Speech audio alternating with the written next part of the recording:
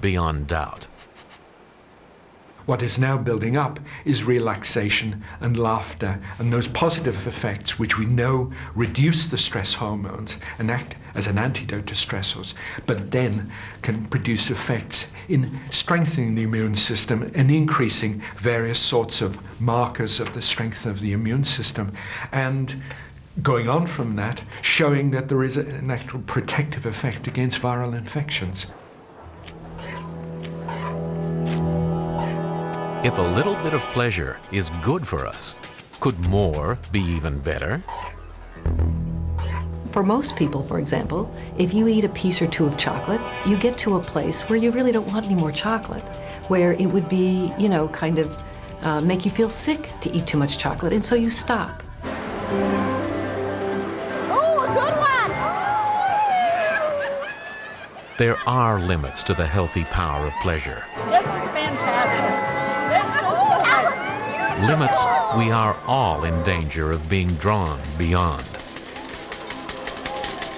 We have some people who can find balance, who like to have a moment of pleasure, even an intense moment of pleasure, and then that's fine for a while. And there are other people that have to keep hitting that pleasure button over and over and over again.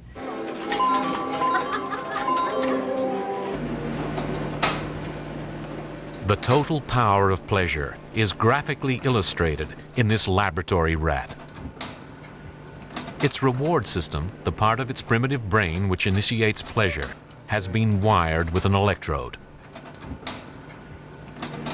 When it presses a lever, it gets an electrical stimulation which releases dopamine. The feeling is so good, it keeps repeating the action, ignoring food, water, even sex, in pursuit of rodent euphoria.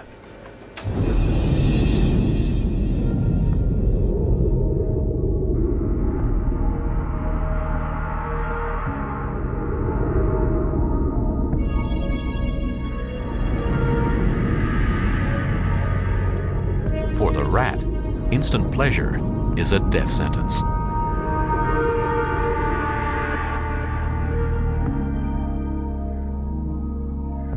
The human brain is far more advanced than that of the rat. But psychologists like Dr. Ronald Siegel from the University of California, Los Angeles, believe that we too can be destroyed by pleasure. He thinks the drive to satisfy our primitive reward system can become the most powerful force in our lives. We know that drive is really, really strong, and it can become addicting. It can become so dependent to the organism, to the person or the animal, that they will pursue it regardless of survival.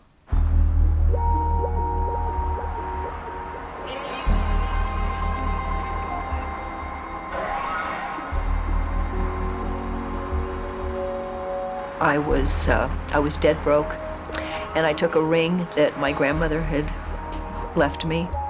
I gave it to some guy to hold for me for $40, and one hand, the $40 was gone.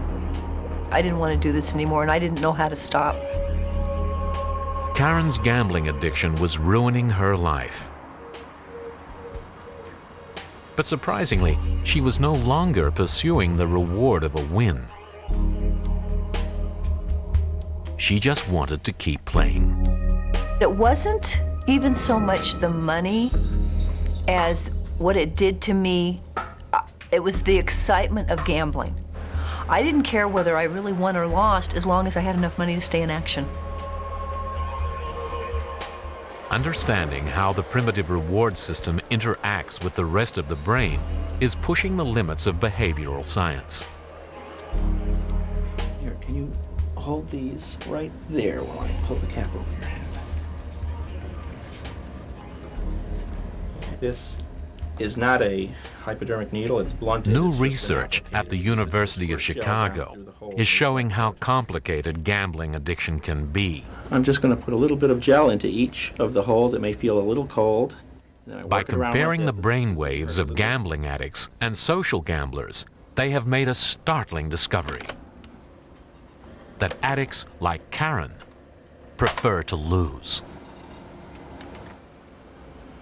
As this gambler plays a simple card game, his brain activity, or EEG, is recorded. Okay, he's all hooked up and we're ready to go. The results are displayed as a range of colors, from blue for little activity to red for high activity. The data's looking very good now. The results showed that, as expected, gambling addicts were overall more involved in the game. But when bets were placed, the social gambler showed a higher response to a financial win than the addict. Likely, he's involved in the task, but you still see occasional alpha spend. When the researchers looked at the outcome of the game,